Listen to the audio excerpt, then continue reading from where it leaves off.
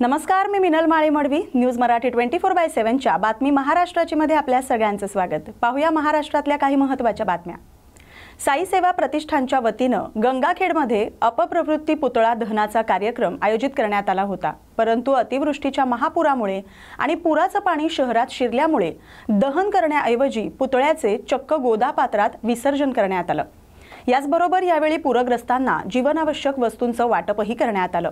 गंगाखेडचे आमदार डॉक्टर रत्नाकर गुट्टे, बाजार समितीचे सभापती साहेबराव भोसले, उपविभागीय अधिकारी जीवराज डापकर आणि पोलीस निरीक्षक श्रीकांत डोंगरे यांच्या हस्ते पुतळा विसर्जित करण्यात आला. यावेळी साई सेवा प्रतिष्ठानचे अध्यक्ष आणि संयोजक गोविंद यादव यांच्यासह अनेक मान्यवर उपस्थित होते. या बातमीचा आढावा घेतलाय प्रतिनिधी शांतीलाल शर्मा यांनी.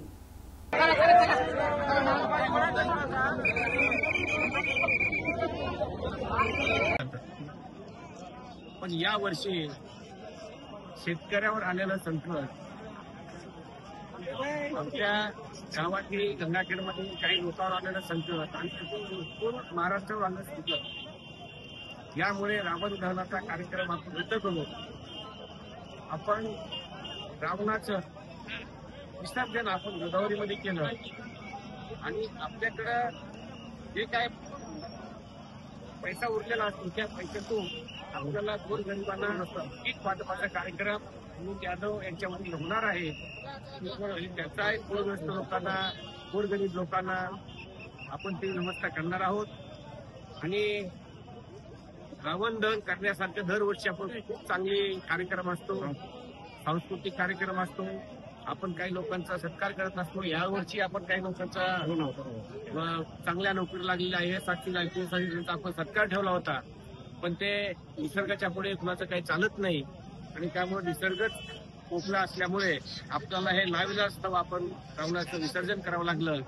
आणि आपण विसर्जन करण्याचं एकमेव कारण म्हणजे जर असेल तर फक्त या निसर्गामुळे आणि या आपत्तीमुळे आपण ते केलेलं आहे. महाराष्ट्रामध्ये अतिवृष्टी आणि महापुराचं संकट आलं, त्यामध्येच गंगाखेडच्या गोदावरीला सुद्धा गेल्या अनेक वर्षानंतर, म्हणजे आज आठवत नाही विरोधांना सुद्धा की एवढा महापूर कधी आला होता. एवढा महापूर या गोदावरीला आलाय. गेल्या 15 दिवसांमधून 2 वेळा हा धारखेड गंगाखेड पूल बंद पडला. त्याचबरोबर आपला जो प्रसिद्ध नरशा आहे त्याने 2 वेळा आंघोळ केली. आणि अशा एवढ्या संकटामध्ये अनेक लोकांच्या घरामध्ये पाणी गेलं, शेतकऱ्यांचं नुकसान झालं. अशा परिस्थितीमध्ये रावण दहनाचा जो कार्यक्रम होता, ज्याला आपण अपप्रवृत्तींचा पुतळा दहन असं म्हणतो, त्या कार्यक्रमाच्या स्थळी सुद्धा पाणी साचल्यामुळे आणि एकूणच संकटाची परिस्थिती पाहता यावर्षी आपण ज्या पद्धतीनं रील्समध्ये गाजत होतं की यंदा पावसाळा खूप जास्त आहे, सप्टेंबर ऑक्टोबर आला तरी पाऊस पडतोय आणि म्हणून रावणाचं दहन करायचं का विसर्जन करायचं, अशा पद्धतीच्या रील्स आपण सगळीकडे पाहिल्या. अगदी त्यालाच अनुसरून ते कुठेतरी रील्सच्या फिरत होत्या, ते कुठेतरी सत्यात उतरलं आणि गंगाखेडच्या साई सेवा प्रतिष्ठाननं आयोजित केलेल्या या अपप्रवृत्तींच्या पुतळ्याचं दहन करण्याऐवजी आम्हाला या ठिकाणी गोदावरीच्या या पात्रामध्ये विसर्जन करावं लागलं. आणि सर्व मान्यवरांच्या उपस्थितीमध्ये, प्रशासकीय अधिकारी, सन्मान्य लोकप्रतिनिधी यांच्या उपस्थितीमध्ये आज या अपप्रवृत्तीच्या पुतळ्याचं आम्ही विसर्जन केलेलं आहे. वंश परंपरागतरित्या आपण इथे रावण दहनाचा कार्यक्रम घेत असतो. श्री गोविंद यादव आणि त्यांची संस्था, त्यांचे सहकारी हा कार्यक्रम चांगल्या पद्धतीने आयोजित करत असतात. परंतु यावर्षी आलेला महापूर, नैसर्गिक आपत्तीचं संकट आणि त्या कार्यक्रम ज्या ठिकाणी होतो त्याच ठिकाणी आजही मोठा महापूर आहे. त्यामुळे तो कार्यक्रम आपण रद्द करण्यात आलेला आहे. आणि रद्द करून आज रावणाचं दहन न करता रावणाचं विसर्जन आपण नदीच्या पाण्यामध्ये केलेलं आहे. आणि जे काही संस्थेकडं यामधला निधी असेल तर तो निधी त्यांनी, त्यांचा संकल्प आहे की पूरग्रस्तांना मदत म्हणून ते या वाटप करणार आहेत. आणि आज त्याचा शुभारंभ सुद्धा वाटपाचा आमदार महोदयांच्या हस्ते आणि संस्थेच्या पदाधिकाऱ्यांच्या उपस्थितीमध्ये करण्यात आलेला आहे. हा राहिलेला जो कार्यक्रम आहे, गंगाखेडवासियांना जी सांस्कृतिक मेजवानी म्हटले जाते ती यापुढे येत्या दिवाळीच्या काळात सर्व गंगाखेडवासियांना मिळेल असं गोविंद यादव यांनी संकल्प केलेला आहे. आणि नक्कीच प्रशासन आणि आपण सगळेजण त्यांच्या सोबत राहू. धन्यवाद.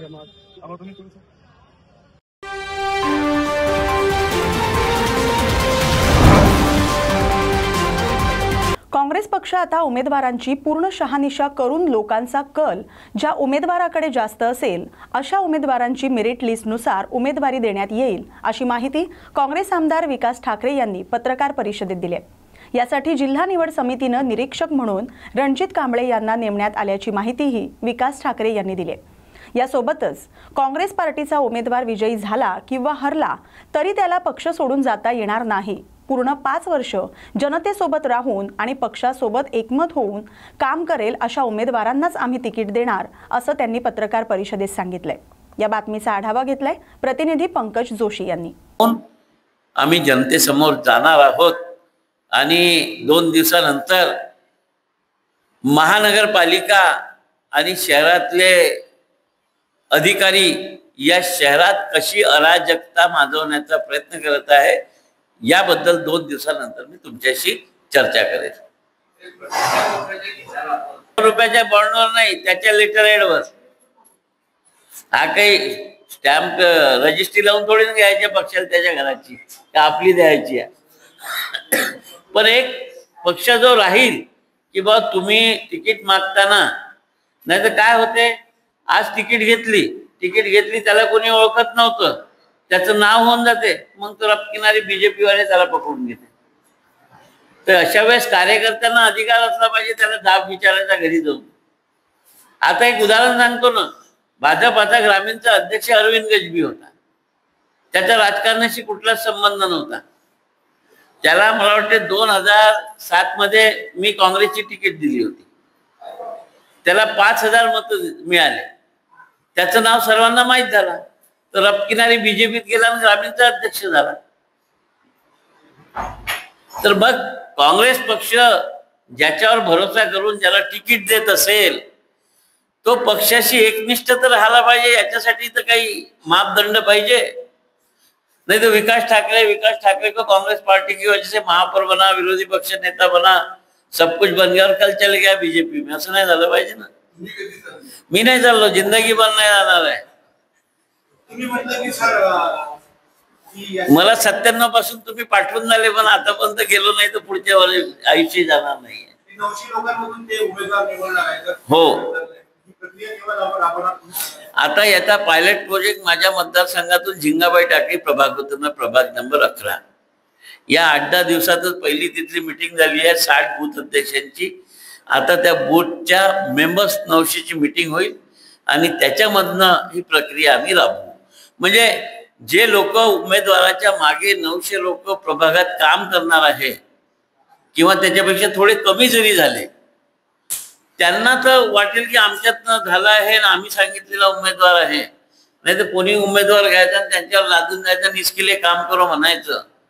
म्हणून मला वाटते की जे लोक जनतेपर्यंत पोहोचतात, सामान्य जनतेच्या सुखदुःखात असतात, आपल्या बूथवर लोकांचे प्रॉब्लेम्स काय ते ऐकतात, अशा लोकांना ताकद देण्याचं काम, त्यांचे कामं त्यांच्या माध्यमातूनच कामं आमच्याकडे ते सोडवण्याचं काम आम्हाला करायचं आहे.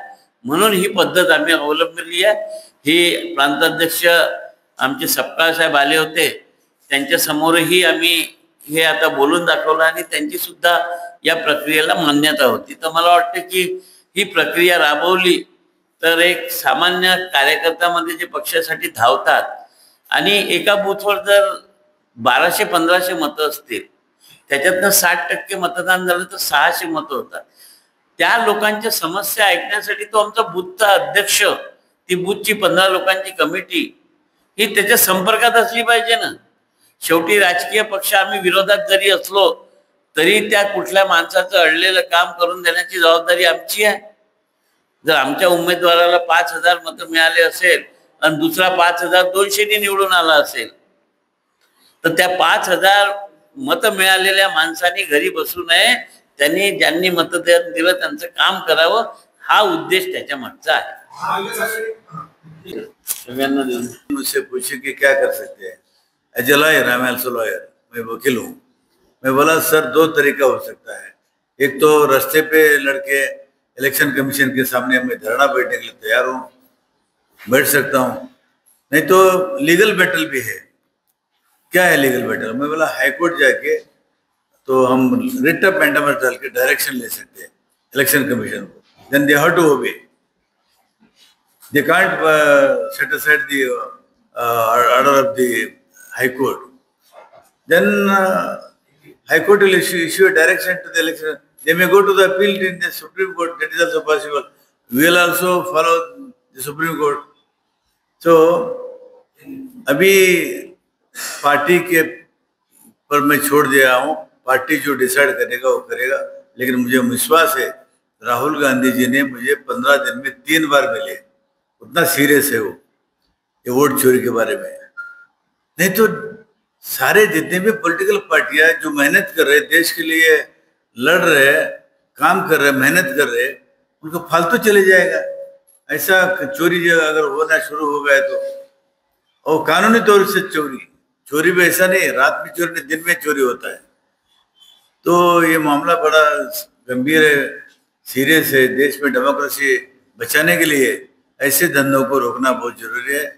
तो मैं समझता हूँ लोकशाही का एक आप भी एक अंग है, तो आप लोकशाही को बचाने का काम जरूर करेंगे और देश में लोकशाही को जिंदा रखेंगे। इलेक्शन कमीशन से क्या डिमांड?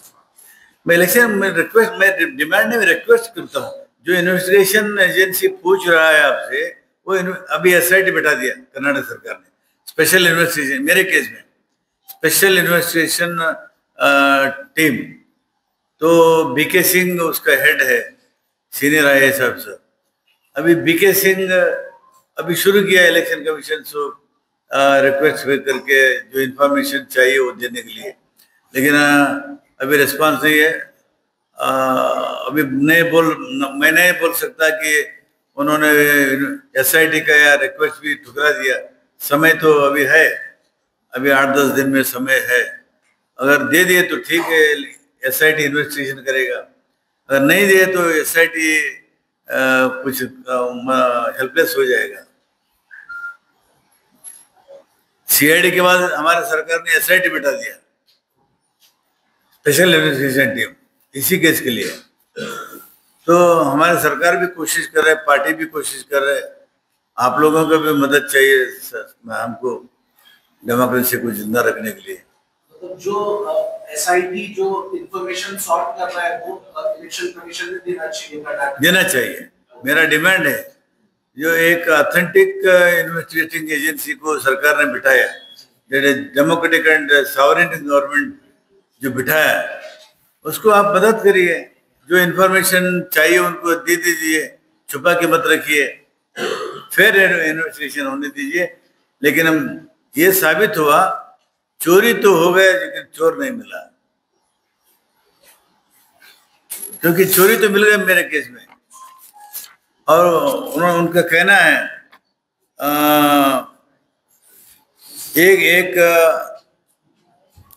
एक लेडी, एक गांव है, उनको पूछा गया तेरे नाम से रिक्वेस्ट गया है 12 वोट कट करने के लिए। बेचारे और 60 साल उम्र के औरत है, न उसको पढ़ना लिखना नहीं आता। वो बोले कि मुझे मालूम ही नहीं है।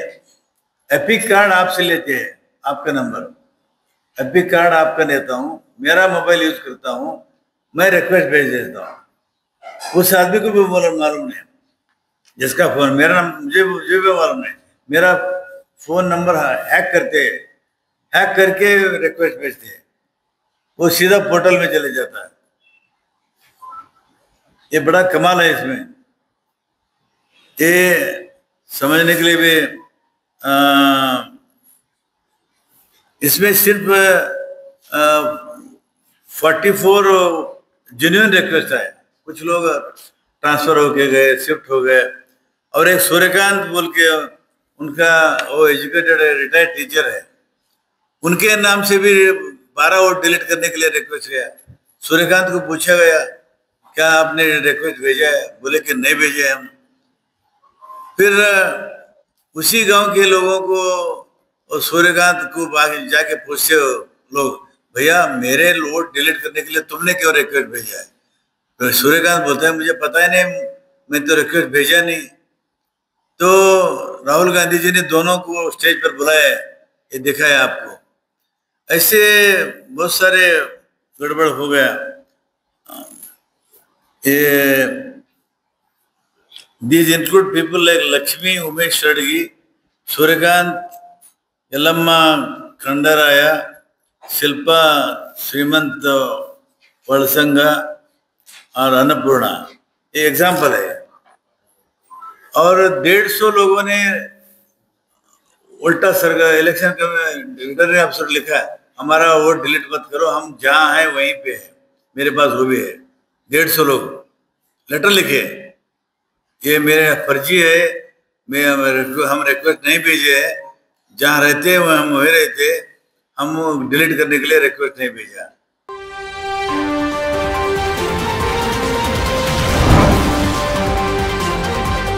उपरोक्त संदर्भीय विदर्भ महसूल सेवक संघटना शासन ते ग्राम स्तरावर महसूल सेवक शासनाची अनेक प्रकारची कामं मागील 60 ते 70 वर्षांपासून करत आहे, तरी त्यांना शासनाकडून चतुर्थ श्रेणीचा दर्जा मिळालेला नाही। या मागणीसाठी नागपूर इथं संविधान चौकात गेल्या 18 दिवसांपासून बेमुदत काम बंद धरणे आंदोलन आणि साखळी उपोषण सुरू आहे, तरी सरकारनं या मागणीची कोणत्याही प्रकारे दखल घेतलेली नाही। चतुर्थ श्रेणी वर्गाची मागणी पूर्ण न झाल्यास आजपासून जोपर्यंत राज्यातील सर्व महसूल सेवकांना चतुर्थ श्रेणीचा दर्जा मिळत नाही तोपर्यंत संविधान चौक नागपूर इथं आमरण उपोषणाला बसणार, अशी माहिती रवींद्र बोदले यांनी पत्रकार परिषदेत दिली। या बातमीचा आढावा घेतलाय प्रतिनिधी पंकज जोशी यांनी। विदर्भ महसूल संघटना अध्यक्ष आज आम्ही संविधान चौकामध्ये 21 दिवस कंप्लीट झालेले आहेत, आम्ही आंदोलन करीत आहोत। आमची शासनाला विनंती आहे की आम्हाला फक्त चतुर्थ श्रेणी पाहिजे, या एकच मागणीसाठी आज आम्ही 21 दिवस झाले संविधान चौकामध्ये आंदोलन करीत आहोत आणि आमच्या सोबतीला राज्यभरातील महसूल सेवक आहे। आम्ही महसूल सेवक जे आधीचे कुटुंब आहे, आम्ही पहिले अगोदर वेतनी होतो, परंतु शासनाच्या काही चुकामुळे आम्हाला मानधनी करण्यात आली।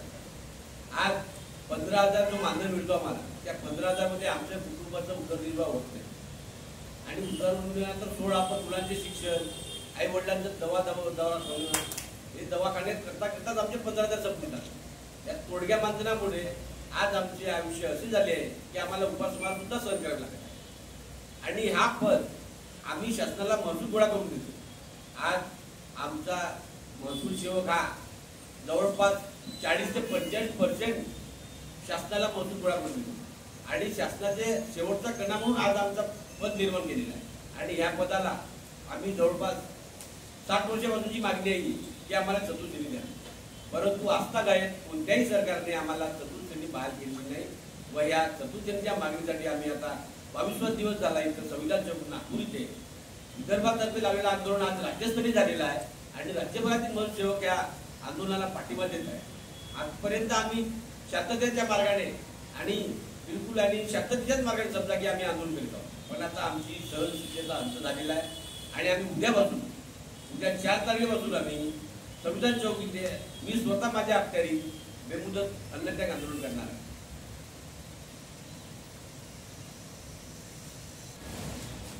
नमस्कार, मी उत्तम पाटबळी, यवतमाळ जिल्हाध्यक्ष। गेल्या 22 तारखेपासून आम्ही संविधान चौकामध्ये धरणे आंदोलन देतो, पण शासनाने आमची आतापर्यंत कोणत्याही प्रकारची दखल घेतली नाही। ज्या गावामध्ये आपण बसलो त्यानंतर काय झालं, आपल्या गावामध्ये जर पाहुणा जर आला, समजा तो पाहुणा गावामध्ये येऊन जर आपल्या घरी आला तर आपण नाराज झालो असतो, म्हणून आम्ही प्राथमिक स्वरूपाने पहिल्यांदा बावनकुळे साहेबांकडे गेलो होता, साहेबांना निमंत्रण दिलं होतं, बसलो होता। साहेबांनी एकच सांगितलं की मी देणार आहे तुम्हाला, पण वेळ लागेल। ते 30 सेकंदामध्ये बोलले, त्यानंतर बैठक झाली नाही, त्यानंतर त्यांचं बोलावणे आलं नाही, काही नाही। पण आम्ही महसूल यंत्रणेमध्ये काम करत असताना शासन एवढ्या जाहिरातीवर करोडो रुपये खर्च करत असते, पण आम्ही एक महसूल यंत्रणेचा एक ब्रँड अँबॅसिडर आम्ही समजतो। या 15,000 रुपयामध्ये आम्ही शासनाची प्रत्येक ॲडव्हर्टाईज करत होतो, मग ती लसीकरणाची असू द्या, गावात एवढं गावात जनावरांचं लसीकरण का असेल त्याची सुद्धा आम्ही दवंडी गावात घेत असतो। त्यानंतर गौण खनिजचं असू द्या, गौण खनिजचं रात्री बेरात्री जेव्हा वरिष्ठांचा फोन आला किंवा गावातून एखादा फोन आला की गौण खनिजची चोरी होता आणि एक रात्री 2-3 किती वाजू द्या, तेव्हा त्या गौण खनिजचा आम्ही डायरेक्ट स्पॉटवर पंचनामा करायला आम्ही तयार होतो। पण एवढ्या मोठ्या कारवाया जेव्हा आम्ही करतो, कारण शासन जेव्हा म्हणते की तुम्ही शासकीय कर्मचाऱ्यांना दर्जा द्यावं लागेल, कारण शासकीय यंत्रणेमध्ये कोणत्याही शासकीय आमच्या कार्यालयामध्ये ज्यावेळेस कुलूप लावतो त्या कुलपाची चाबी आमच्याकडे असते, जेव्हा आम्ही शासकीय असतो, जेव्हा जेव्हा इलेक्शनमध्ये जेव्हा इव्हेंट पेट्या असतात तेव्हा त्या पेट्या उचलायचं काम आम्ही करतो, तेव्हा आम्ही शासकीय असतो. पण ज्यावेळेस शासनाला चतुर्श्रेणी द्यायची असते आमच्यासाठी, तेव्हा शासन का कटिबद्ध नाही आम्हाला चतुर्श्रेणी द्यायची. त्यासाठी त्याच्या प्रमुख आमच्या लेटर पॅडवर होतो की आमच्या संघटनेची विदर्भ महसूल संघटनेची होतो, आमची एकच मागणी आहे की आम्हाला राज्यातील महसूल सेवकांना चतुर्श्रेणीचा दर्जा बहाल करावा, जेणेकरून कालच बावनकुळे साहेबांचं स्टेटमेंट होतं की राज्यात 100% ई-पीक पाणी झाली पाहिजे. आम्ही ई-पीक पाणी करासाठी सुद्धा 100% करण्यासाठी आम्ही कटिबद्ध आहोत. तर आम्ही शेतकरी आणि शेतकरी मजुराचा आम्ही दुवा आहोत. आम्ही 100% ई-पीक पाणी करणार आहोत. पण आम्हाला तेव्हा करणार जेव्हा आम्हाला तुम्ही चतुर्श्रेणीचा दर्जा बहाल करा, तेव्हाच आम्ही ई-पीक पाणी करू आणि 100% करू. कारण आम्ही 7/12 सुद्धा शासनाचा त्या खातेदाराच्या घरी नेऊन देतो. शासनाची, शेतकऱ्याची, शेतमजुराची, शासनाची दोघांची जोडण्याचं काम आमच्या माध्यमातून होते, तेव्हा आम्ही त्यासाठी कटिबद्ध आहोत. पण शासनानं 70-80-90 करोड रुपयाचा जेव्हा विषय येतो चतुर्श्रेणी देण्यासाठी, त्या शासनानं तो चतुर्श्रेणीचा दर्जा देऊन आम्हाला सुखकर आपलं जीवन जगण्यासाठी आम्हाला यशस्वी करावं.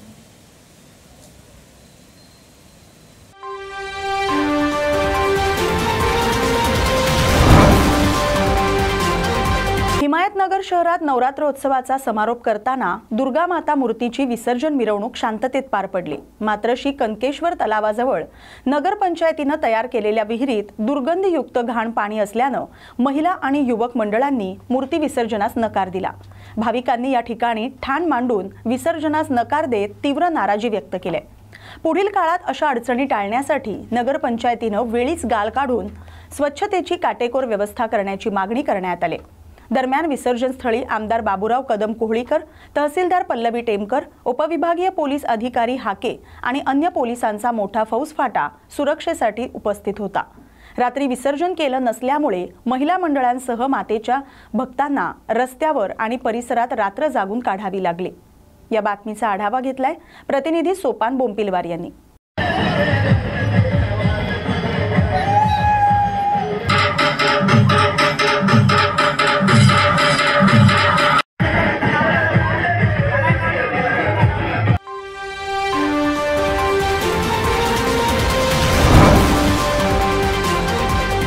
अतिरिक्त रायडर्स कमी करणं आणि लांब पल्ल्याच्या डिलिव्हरीसाठी योग्य मोबदला मिळावा अशा विविध मागण्यांसाठी ब्लिंकिटचे रायडर्स आता रस्त्यावर उतरलेत. काल संध्याकाळपासून तब्बल 170 रायडर्सनी एकत्रित येऊन काम बंद आंदोलन सुरू केलंय. या आंदोलनामुळे कंपनीच्या ऑर्डर्सवर मोठा परिणाम झालाय. मागण्या पूर्ण होईपर्यंत आंदोलन सुरू ठेवणार असल्याची भूमिका. मी दक्ष देसाई, आम्ही ब्लिंकिटचे सगळे रायडर आहे. आम्ही काल संध्याकाळी 7:30 वाजल्यापासून आज स्ट्राईक चालू केला आहे. स्ट्राईक करण्यामागचं आमचं मेन जे कारण आहे ते हे आहे की आम्ही मानकोलीच्या वगैरे ज्या ऑर्डर मारतो 6 किलोमीटर 6.5 किलोमीटर, हे फक्त आमचं जायचं अंतर आहे. जे यायचं अंतर आहे ते डबल होतं, म्हणजे 12 ते 13 किलोमीटर. तर 12 ते 13 किलोमीटर जाऊन पण आम्हाला त्या राईडचे फक्त 45 आणि 50 रुपये भेटत आहेत. तर ह्या मागण्या आम्ही खूप दिवस आधीपासूनच चालू केल्या होत्या स्टोअर मॅनेजरकडे, जे समीर सय्यद आहेत त्यांच्याकडे, की आम्हाला प्रत्येक ट्रिपचे सगळ्यांना जे नवीन आयडी असतील किंवा जुने आयडी असतील त्यांना प्रत्येकाला एकच आम्हाला जो रेट आहे तो फिक्स आहे 80 किंवा 90 रुपये. पण ते फक्त सॅटर्डे आणि संडेला आम्हाला तो रेट भेटतो. बाकी सोमवार ते शुक्रवार आम्हाला 45-50 हाच रेट कार्ड भेटतो. रायडर्स एवढे त्यांनी करून ठेवले आहेत की म्हणजे जर का दिवसाला 1000 रुपये आम्हाला अर्निंग करायचे असेल तर दिवसाचे 18 ते 20 तास आम्हाला लॉग इन करावं लागतं. आणि ते आम्हाला कोणालाच मान्य नाही. जेवढा स्टाफ आहे आम्हालाच 1-1 तासाने ऑर्डर भेटतात, तरी पण ते लोक अजून पण स्टाफ भरून ठेवत आहेत. जसं मी तुम्हाला सांगितलं, काल संध्याकाळी 7:30 वाजल्यापासून आम्ही इथे स्ट्राईक चालू केला, पण त्यांनी आम्हाला त्यावेळेला काही रिस्पॉन्स दिला नाही. फक्त त्यांनी आमचा जो ब्लिंकिट रायडरचा ग्रुप आहे त्याच्यावर त्यांनी फक्त एवढाच मेसेज टाकला की 500च्या वर आपल्या ऑर्डर ज्या आहेत त्या लॉसला गेल्या आहेत, तुम्ही आता तात्पुरतं लॉग इन करा, आपण उद्या सकाळी जे काय असेल ते मीटिंग करून बोलून घेऊया. पण यायला आम्ही तसं मागे हटणार नाही आहे. जोपर्यंत आमच्या मागण्या पूर्ण होत नाहीत तोपर्यंत आम्ही लॉग इन करणार नाही. काय काय तुमच्या प्रमुख मागण्या आहेत? आमच्या प्रमुख मागण्या एवढ्याच आहेत की मानकोलीच्या ज्या आमच्या ऑर्डर लागतात त्या प्रत्येक ऑर्डर मागे आम्हाला एक फिक्स रेट भेटला पाहिजे, जो आम्हाला पण परवडला पाहिजे. जो 90चा आधीचा रेट कार्ड होता तो चालू केला पाहिजे. त्याच्यानंतर जे उगाचचे रायडर त्यांनी भरून ठेवले आहेत, जे फक्त सॅटर्डे संडेला येतात किंवा आठवड्यामध्ये 2 ते 3-4 तास लॉग इन करतात ऑर्डर फक्त घेण्यासाठी, ते रायडर आलेच नाही पाहिजेत. त्यांच्या आयडी त्यांनी बंद केले पाहिजेत. कारण त्याच्यामुळे असा इफेक्ट होतोय की आमचीच अर्निंग प्रॉपर होत नाही. आम्ही 17-18 तास काम करून पण आम्ही 700 आणि 800 रुपयांवरच करतो. परवडतंच काय आम्हाला? 350-400 रुपये तर आम्ही पेट्रोललाच घालवतो. वरचं काय आम्हाला परवडतंय? आमच्या याच मागण्या आहेत की जो अननेसेसरी स्टाफ त्यांनी भरून ठेवला आहे त्यांना त्यांनी कमी केलं पाहिजे, तर आमचं काहीतरी भलं होईल. जिस्कल मोंडल आहे. आता मी ब्लिंकिटमध्ये 20 तास काम केलं आहे. त्याच्यामध्ये 19 ऑर्डर झालेले आहे. कंपनी सांगितलं आम्हाला तुम्हाला गॅरंटी EPS देणार 60 ते 70 रुपये, पण मला तासाला EPS पडतं 40 रुपये. पण आता यो 40 रुपये पडतं, बाकीचे राहतात 30 रुपये. ते 30 रुपये कंपनी देणार काय? रायडरकडून घ्यायचे आम्ही लोक, कोणाकडून घ्यायचे? आणि काय बोलायला गेला आपण उद्या करू 2 स्ट्राईक झालेले आहे. स्ट्राईक केल्यानंतर जे ठिकाणी येतात त्यांच्या नजरमध्ये येतात ते त्यांची ID होल्ड होतात. ते त्यांना फोन लावतो मॅनेजर लोकांना. सेंट्रल टीममधून कॉल केलेला आहे. सेंट्रल टीम बोलतील तेव्हा तुमची ID ओपन होतील. अजूनपर्यंत तो पोरगा 7 दिवसपासून घरी पोहोचलाय. त्याचा घर त्याच्यामध्ये चालतोय. तो बोलतो सरांना फोन करू, सर माझी ID कधी ओपन होणार आहे? सर काय बोलतो आम्ही टाकलेलं आहे, मेल येतील तर तुमचं काम होतील. आतापर्यंत त्याचं काम झालं नाही. आमचं मागण्या ते EPS जे ठेवलेले आहे ते EPS हटवून टाका. EPS आम्हाला नको. आणि जे नवीन रायडर भरलेले आहे, आता पण रायडर लोक आहे 2 तास काम करतात, 3 तास काम करतात, त्यांच्या गाडीचं पेट्रोल काढतात. ते लोक खर्चापुरती जे पाहिजे ते करून ते लोक निघून जातात. पण बाकी जे रायडर्स फुल टाईमवाले आहे 12-12 तास काम करतात, त्यांचं अर्निंग निघत नाही. आता 20 तास काम करून 800 रुपये झाले, 400 रुपये पेट्रोलला झाले. 400 रुपयामध्ये काय घर चालवणार? तुमची पुढचं पाऊल काय असणार आहे? जर तुमचा पुढचा कॉल येऊच की आम्हाला रेड कार्ड वाढवून द्या आणि EPS नको आम्हाला, नाही तर स्टोर बंदच ठेवायला लागेल. का नाम? मेरा नाम जमीन ठक्कर है. मैं यहाँ 6-7 महीने से काम कर रहा हूँ. पहले हमको इंसेंटिव 8 रुपया 10 रुपया देते थे. अभी इंसेंटिव 4 रुपया 3 रुपया कर लिया, तो कोई मतलब भी नहीं. हफ्ते में पहले 3000 के करीब बन जाता था. अभी 1500 में साइकिल ID है, लेकिन 1500 में क्या करेगा? वॉचमैन का नौकरी करेगा तो भी ज़्यादा मिलेगा. आपकी उम्र कितना है? मेरा उम्र 61 है. और आपका घर पूरा इसी पे ही चलता है? हाँ, एक्चुअली मेरा वाइफ ट्यूशन कराता है, इसके लिए प्रॉब्लम नहीं. लेकिन मैं कमाता है तो काय के लिए कमाता है? घर के लिए ही कमाता है ना, किसी और के लिए तो नहीं कमाता है ना. मी दक्ष देसाई. आम्ही ब्लिंकिटचे सगळे रायडर आहे. आम्ही काल संध्याकाळी 7:30 वाजल्यापासून आज स्ट्राईक चालू केला आहे. स्ट्राईक करण्यामागचं आमचं मेन जे कारण आहे ते हे आहे की आम्ही मानकोलीच्या वगैरे ज्या ऑर्डर मारतो 6 किलोमीटर 6.5 किलोमीटर, हे फक्त आमचं जायचं अंतर आहे. जे यायचं अंतर आहे ते डबल होतं, म्हणजे 12 ते 13 किलोमीटर. तर 12 ते 13 किलोमीटर जाऊन पण आम्हाला त्या राईडचे फक्त 45 आणि 50 रुपये भेटत आहेत. तर ह्या मागण्या आम्ही खूप दिवस आधीपासूनच चालू केल्या होत्या स्टोअर मॅनेजरकडे, जे समीर सय्यद आहेत त्यांच्याकडे, की आम्हाला प्रत्येक ट्रिपचे सगळ्यांना जे नवीन ID असतील किंवा जुने ID असतील त्यांना प्रत्येकाला एकच आम्हाला जो रेट आहे तो फिक्स आहे 80 किंवा 90 रुपये. पण ते फक्त सॅटर्डे आणि संडेला आम्हाला तो रेट भेटतो. बाकी सोमवार ते शुक्रवार आम्हाला 45-50 हाच रेट कार्ड भेटतो. रायडर्स एवढे त्यांनी करून ठेवले आहेत की म्हणजे जर का दिवसाला 1000 रुपये आम्हाला अर्निंग करायचे असेल तर दिवसाचे 18 ते 20 तास आम्हाला लॉग इन करावं लागतं. आणि ते आम्हाला कोणालाच मान्य नाही. जेवढा स्टाफ आहे आम्हालाच 1-1 तासाने ऑर्डर भेटतात, तरी पण ते लोक अजून पण स्टाफ भरून ठेवत आहेत. जसं मी तुम्हाला सांगितलं, काल संध्याकाळी 7:30 वाजल्यापासून आम्ही इथे स्ट्राईक चालू केला, पण त्यांनी आम्हाला त्यावेळेला काही रिस्पॉन्स दिला नाही. फक्त त्यांनी आमचा जो ब्लिंकिट रायडरचा ग्रुप आहे त्याच्यावर त्यांनी फक्त एवढाच मेसेज टाकला की 500च्या वर आपल्या ऑर्डर ज्या आहेत त्या लॉसला गेल्या आहेत, तुम्ही आता तात्पुरतं लॉग इन करा, आपण उद्या सकाळी जे काय असेल ते मीटिंग करून बोलून घेऊया. पण यायला आम्ही तसं मागे हटणार नाही आहे. जोपर्यंत आमच्या मागण्या पूर्ण होत नाहीत तोपर्यंत आम्ही लॉग इन करणार नाही. काय काय तुमच्या प्रमुख मागण्या आहेत? आमच्या प्रमुख मागण्या एवढ्याच आहेत की मानकोलीच्या ज्या आमच्या ऑर्डर लागतात त्या प्रत्येक ऑर्डर मागे आम्हाला एक फिक्स रेट भेटला पाहिजे, जो आम्हाला पण परवडला पाहिजे. जो 90चा आधीचा रेट कार्ड होता तो चालू केला पाहिजे. त्याच्यानंतर जे उगाचचे रायडर त्यांनी भरून ठेवले आहेत, जे फक्त सॅटर्डे संडेला येतात किंवा आठवड्यामध्ये 2 ते 3-4 तास लॉग इन करतात ऑर्डर फक्त घेण्यासाठी, ते रायडर आलेच नाही पाहिजेत. त्यांचा ID त्यांनी बंद केले पाहिजेत. कारण त्याच्यामुळे असा इफेक्ट होतो आहे की आमचीच अर्निंग प्रॉपर होत नाही. आम्ही 17-18 तास काम करून पण आम्ही 700 आणि 800 रुपयांवरच करतो. परवडतंच काय आम्हाला? 350-400 रुपये तर आम्ही पेट्रोललाच घालवतो. वरचं काय आम्हाला परवडतंय? आमच्या याच मागण्या आहेत की जो अननेसेसरी स्टाफ त्यांनी भरून ठेवला आहे त्यांना त्यांनी कमी केलं पाहिजे, तर आमचं काहीतरी भलं होईल. जिस्कल मोंडल आहे. आता मी ब्लिंकिटमध्ये 20 तास काम केलं आहे. त्याच्यामध्ये 19 ऑर्डर झालेले आहे. कंपनी सांगितलं आम्हाला तुम्हाला गॅरंटी ईपीएस देणार 60 ते 70 रुपये, पण मला तासाला ईपीएस पडतं 40 रुपये. पण आता यो 40 रुपये पडतं, बाकीचे राहतात 30 रुपये. ते 30 रुपये कंपनी देणार काय रायडरकडून घ्यायचे आम्ही लोक, कोणाकडून घ्यायचे? आणि काय बोलायला गेला आपण उद्या करू 2 स्ट्राईक झालेले आहे. स्ट्राईक केल्यानंतर जे ठिकाणी येतात त्यांच्या नजरमध्ये येतात ते त्यांचे आयडी होल्ड होतात. ते त्यांना फोन लावतो मॅनेजर लोकांना, सेंट्रल टीममधून कॉल केलेला आहे. सेंट्रल टीम बोलतील तेव्हा तुमचे आयडी ओपन होतील. अजूनपर्यंत तो पोरगा 7 दिवसपासून घरी पोहोचलाय, त्याचा घर त्याच्यामध्ये चालतोय. तो बोलतो सरांना फोन करू, सर माझी आयडी कधी ओपन होणार आहे? सर काय बोलतो आम्ही टाकलेलं आहे, मेल येतील तर तुमचं काम होतील. आतापर्यंत त्याचं काम झालं नाही. आमचं मागण्यात ते ईपीएस जे ठेवलेलं आहे ते ईपीएस हटवून टाका. ईपीएस आम्हाला नको. आणि जे नवीन रायडर भरलेले आहे, आता पण रायडर लोक आहे 2 तास काम करतात, 3 तास काम करतात, त्यांच्या गाडीचं पेट्रोल काढतात. ते लोक खर्चापुरती जे पाहिजे ते करून ते लोक निघून जातात. पण बाकी जे रायडर्स फुल टाइम वाले आहे 12-12 तास काम करतात, त्यांचं अर्निंग निघत नाही. आता 20 तास काम करून 800 रुपये झाले, 400 रुपये पेट्रोलला झाले. 400 रुपयामध्ये काय घर चालवणार? तुमची पुढचं पाऊल काय असणार आहे? जर आमचा पुढचा कॉल येऊच की आम्हाला रेड कार्ड वाढवून द्या आणि ईपीएस नको आम्हाला, नाही तर स्टोर बंदच ठेवायला लागेल. का नाम? मेरा नाम जमीन ठक्कर है. मैं यहाँ 6-7 महीने से काम कर रहा हूँ. पहले हमको इंटरव्यू 8 रुपया 10 रुपया देते थे. अभी इंटरव्यू 4 रुपया 3 रुपया कर लिया, तो कोई मतलब भी नहीं. हफ्ते में पहले 3000 के करीब बन जाता था, अभी 1500 का मैं साइकिल आईडी है, लेकिन 1500 में क्या करेगा? वॉचमैन का नौकरी करेगा तो भी ज़्यादा मिलेगा. आपकी उम्र कितना है? मेरा उम्र 61 है.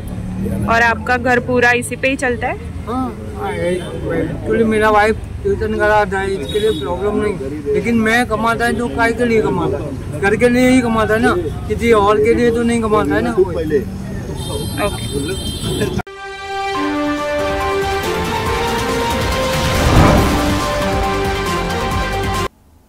मुख्यमंत्र्यांच्या 150 दिवसाच्या कृती कार्यक्रमाअंतर्गत बुलडाणा येथील जिल्हाधिकारी कार्यालयातील नियोजन भवन इथं राज्याचे वस्त्रोद्योग मंत्री संजय सावकारे यांच्या उपस्थितीत 257 अनुपंपा उमेदवार तसंच महाराष्ट्र लोकसेवा आयोगाकडून शिफारस प्राप्त उमेदवारांना नियुक्ती आदेश वाटप करण्यात आले. मुंबई येथील मुख्यमंत्री देवेंद्र फडणवीस यांच्या उपस्थितीमध्ये झालेल्या कार्यक्रमाचं थेट प्रक्षेपण करण्यात आलं. त्यानंतर बुलडाणा जिल्ह्यातील उमेदवारांना जिल्ह्याचे सहपालकमंत्री संजय सावकारे यांच्या हस्ते नियुक्ती आदेश वाटप करण्यात आले. या कार्यक्रमाला आमदार संजय गायकवाड, भाजपचे जिल्हाध्यक्ष विजयराज शिंदे, जिल्हाधिकारी डॉक्टर किरण पाटील यांच्यासह विविध विभागाचे प्रमुख तसंच नवनियुक्त उमेदवारांच्या परिवारातील सदस्य उपस्थित होते.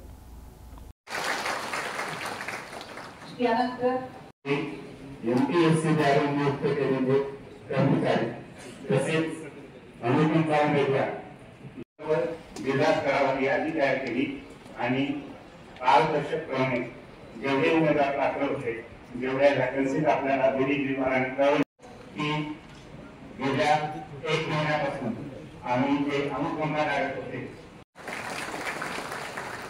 यानंतर नितीन पाटील सर हेही उपस्थित आहेत. त्याचप्रमाणे माननीय पोलीस अधीक्षक श्री निलेश तांबे सर हेही उपस्थित आहेत.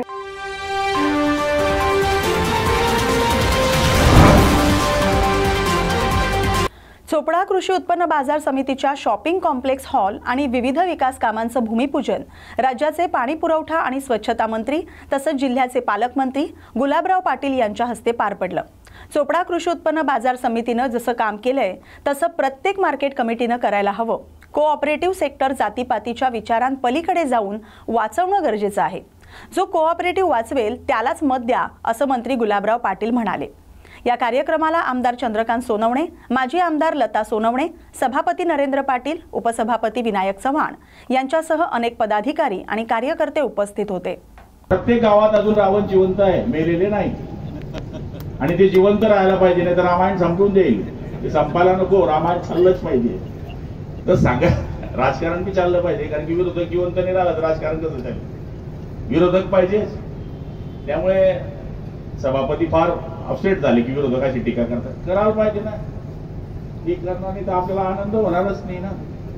विरोधक पाहिजेच आणि विरोधक हा माझ्या माहितीप्रमाणे होकायंत्र असतो, सूचक असतो, मार्गदर्शक असतो. विरोधकांनी केलेली टीका ही आपल्याकरता फायद्याची असते, त्याच्यामुळे आपण सुधारतो. आता आमच्यावर किती टीका करतात लोक? भरपूर करा टीका. आमचं कामच आहे टीका ऐकायचं. करून करून काही होतं का? 5 सवाल निवडून आलो आम्ही, कर तू टीका. हा को तयार येत आम्ही आऊ देऊ दे मैदान.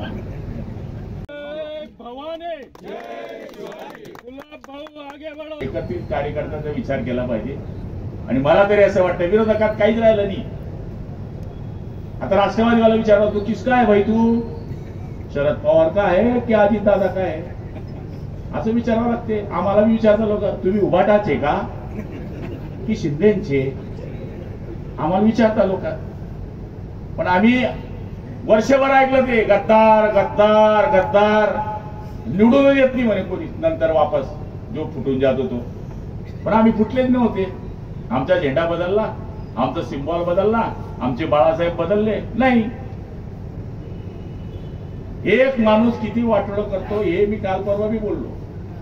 तो माझा माल संजय राऊत ऐकलं ते. तर त्यांच्यामुळे सत्यानाश झाला. माझं म्हणणं एकच आहे की ही निवड तुमचे भूमिपूजन झालं त्या संदर्भात थोडक्यात निवेदन. चोपडा मार्केट कमिटीने सुंदर काम सुरू केलं. त्याच्यामध्ये मार्केट कमिटीचं गोडाऊन्स असतील, जेसीबी लोकार्पण सोहळा असेल, याच्यामध्ये शेतकऱ्यांचा फायदा होणारे माल स्टोरेज करण्यासाठी असेल किंवा शेतकऱ्यांचे पानंद रस्ते जी आपण कल्पना होती शेतकऱ्यांचा शेतीपर्यंत जाणारा रस्ता करण्याचं त्यांनी जे नियोजन केलेलं आहे त्यांचं मी खूप कौतुक करतो. आणि मला तरी असं वाटतं की प्रत्येक मार्केट कमिटीने अशा पद्धतीनं काम करावं, असा हेवा वाटेल अशा पद्धतीने त्यांनी काम केलं. ओला दुष्काळची मागणी करण्यात येते. यामध्ये जवळपास 32 मंडळं आपल्या ओल्या दुष्काळामध्ये दिसत आहेत आणि अजूनही सर्वे सुरू आहे. त्याच्यामध्ये जसजसे लोकांचे नुकसान झालेले आहे तसजसे त्यांच्या पद्धतीत माहिती येईल. सरकार त्यांच्या पाठीशी उभं आहे. भाऊ, ज्या काही मंडळांमध्ये किंवा काही तालुक्यांमध्ये अतिवृष्टी झालेली नाही, परंतु सततचा पाऊस आहे. सततच्या पावसामुळे शेतकऱ्यांच्या मोठ्या प्रमाणात सुद्धा आम्ही या ठिकाणी आता तहसीलदारांना मी चौपड्यामध्ये सुद्धा सूचना दिली आहे की सततच्या पावसाचा सुद्धा विचार करा. पिकाची परिस्थिती कृषी अधिकाऱ्याकडनं तपासा आणि जर कोणी त्याच्यामध्ये पात्र होत असेल तर त्यांना मदत करा.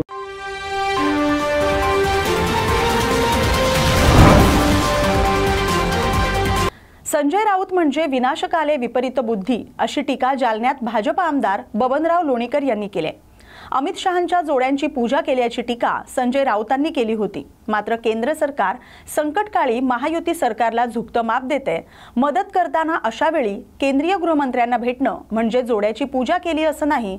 संजय राऊत यांच्या पक्षानं सोनिया गांधींच्या जोड्याची पूजा केली असं म्हणत लोणीकरांनी संजय राऊतांवर टीका केली. आणि मागच्या काही दिवसात जिल्ह्यामध्ये अतिवृष्टी झाली, शेतकऱ्यांचं मोठं नुकसान झाले, पूर परिस्थिती आली.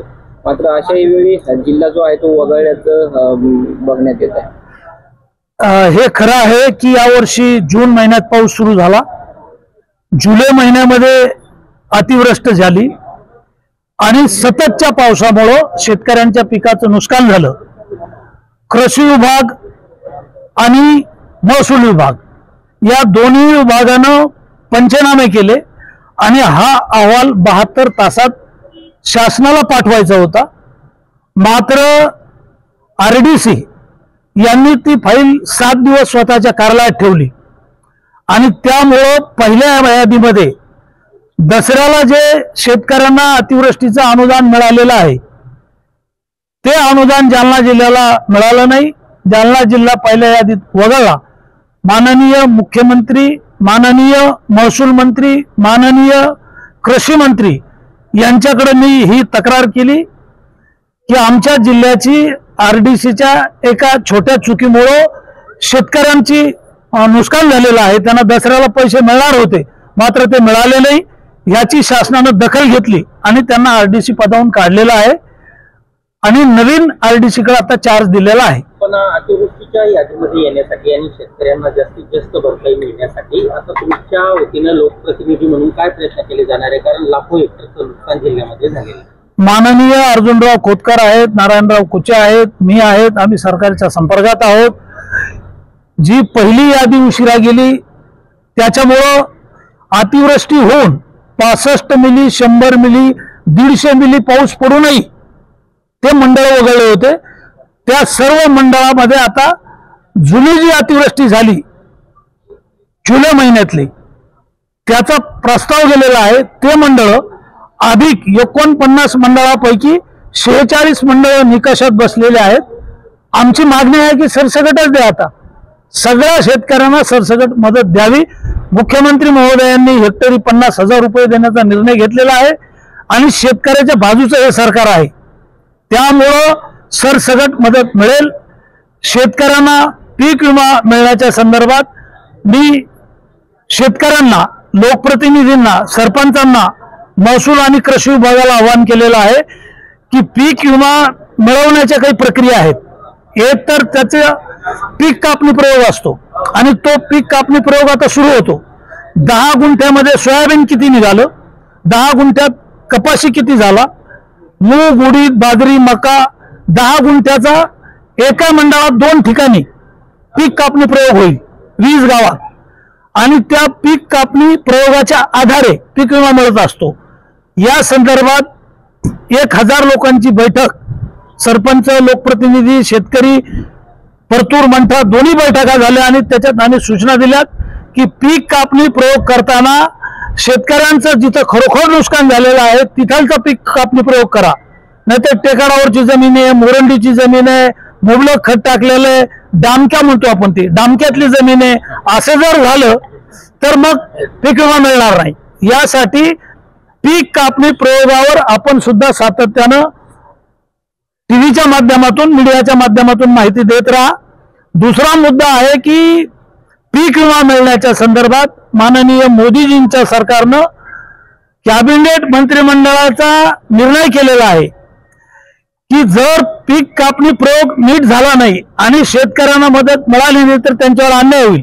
म्हणजे पीक कंपन्यांबरोबर करार केलेला आहे की 33% जास्त नुकसान झाला असेल तर सरसकट पीक विमा दिला पाहिजे, असा कॅबिनेट मंत्रिमंडळाचा निर्णय असल्यामुळे एकतर पीक विमा मिळेल, केंद्र सरकारची मदत मिळेल आणि राज्याची मदत मिळेल। शेतकऱ्यांना जास्तीत जास्त देण्याचं सरकारचं धोरण आहे। भाऊ, मागच्या काही दिवसांपासून सातत्याने पाऊस पडतोय, नुकसान झाले, मात्र जिल्हा वगळण्यात आला होता। आता जी मदत सरकारनं द्यायला हवी होती ती पहिल्या टप्प्यामध्ये जालन्याला मिळालेली नाही, त्यामुळं दसऱ्याच्या सणाला शेतकरी वंचित आहेत। ज्येष्ठ नेते माननीय बबनरावने यावर प्रतिक्रिया दिलेली आहे। ज्या अधिकाऱ्याने हे पाप केलं त्यांना हे भोगावं लागणार आहे। शेतकऱ्याचा टाटाटी लागेल आणि कारवाई होईल, परंतु आमचं सरकार खंबीर आहे। कोणी काही चूक केली याचा अर्थ काही होणार नाही अशाला भाग नाही। निश्चितपणे या संदर्भामध्ये कडक कारवाई या सर्व लोकांवरती या ठिकाणी होणार आहे। लाखो हेक्टरचं नुकसान झालेलं आहे, पीक पाणी जी आहे पीक विमा मिळण्यासाठी ती झालेली नाही। अशा वेळेला अशा शेतकऱ्यांना मदत मिळण्यासाठी काय नाही, मला असं वाटतं की माननीय मुख्यमंत्री महोदयांनी यामध्ये आता सरसकटचा निर्णयापर्यंत गेलेले आहेत। तो निर्णय झाल्यानंतर मग काय फक्त आता जिओ टॅगिंगचे फोटो ग्राह्य मानले जाणार आहेत। तुमच्या सर्व त्या ठिकाणचे जे पुरावे आहेत ते सर्व ग्राह्य मानून पुढच्या लोकांना ते दिले जाणार आहेत। Okay, thank you.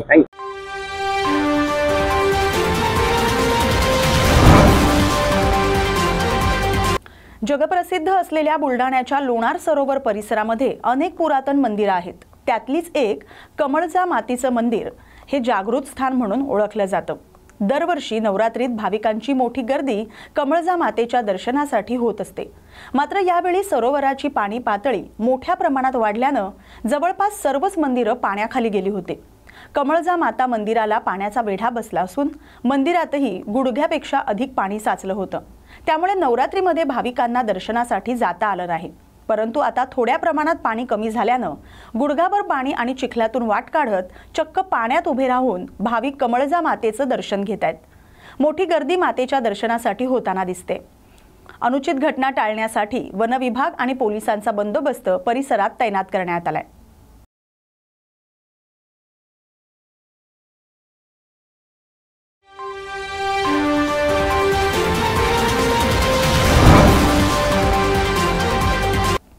अलिबाग तालुक्यातील लायन्स क्लब पोयनाडचे अध्यक्ष गुरुनाथ पांडुरंग माळी यांच्या अध्यक्षतेखाली विविध सामाजिक उपक्रम राबवण्यात येतात।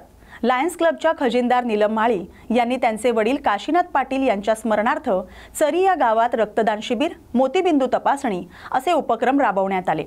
जैन श्वेतांबर मंदिर आणि तेरणा हॉस्पिटल यांच्या संयुक्त विद्यमाने हे उपक्रम राबवण्यात आले। यावेळी शेकडो नागरिकांनी या आरोग्य शिबिराचा लाभ घेतला। नुकताच नौखार रेबस या गावात ज्येष्ठ नागरिकांना स्वेटर वाटप करण्यात आले। इथल्या ज्येष्ठ नागरिकांनी आनंद व्यक्त करत लायन्स क्लबचे आभार मानलेत। श्रीगाव इथं वाहतूक नियम जनजागृती कार्यक्रम राबवण्यात आला। यावेळी सरखेल कान्होजी आंग्रे हायस्कूल इथल्या विद्यार्थ्यांना वाहतुकीचे नियम समजावून सांगण्यात आले। तसंच 50 आदिवासी विद्यार्थ्यांना शालेय गणवेश वाटप करण्यात आले। श्रीगाव इथं लायन्स क्लबच्या वतीनं गुरुनाथ माळी यांच्या उपस्थितीत वृक्षारोपण कार्यक्रमांतर्गत 50 झाडं लावण्यात आली। लायन्स क्लब कोयनाडचं सर्वत्र कौतुक केलं जातंय। या बातमीसहच बातमी महाराष्ट्राची मध्ये एवढंच। अशाच महाराष्ट्रातल्या महत्त्वाच्या बातम्यांसाठी पाहत रहा न्यूज मराठी 24/7। नवा भारत नवा विचार।